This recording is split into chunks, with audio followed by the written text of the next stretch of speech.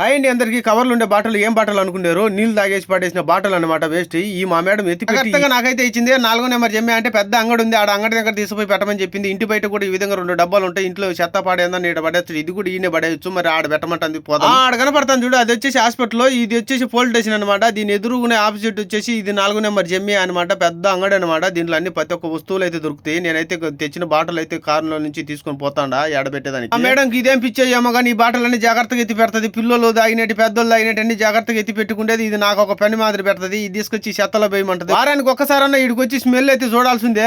బాద్ర మా friend room లో పోయినా తెల్లది ఎర్రది స్వీట్ కోయటోళ్ళు ఇచ్చిందంట. అదైతే అదొకటి తిన్నా. ఒక్కలో కూర పెడితే మనకి ఎంత టేస్ట్ ఉంటుందో మా ఫ్రెండ్ కూడా కూర చేసి అంత టేస్ట్ ఉంటుంది. పోయి తిన్నానో లేదో మా మేడం అయితే ఫోన్ చేసింది. ఎవరన్నా హోటల్ దగ్గరికి అయితే వచ్చాను. ఇక్కడ హోటల్లో 10 ఆర్డర్ పెట్టిందంట. 5:30 దినారు అయింది. మన ఇండియా డబ్బులు వచ్చేసి 1520 రూపాయలు అయింది. వచ్చేసరికి ఇంటి పక్కన వాళ్ళు పని అంతా అయిపించుకుని నీళ్ళతో ఈ విధంగా గడుకుంటారు. ఈ వీడియో మీకు నచ్చినట్టయితే సబ్స్క్రైబ్ చేసుకుని లైక్ కొట్టి కామెంట్ పెట్టండి. మరిన్ని వీడియోస్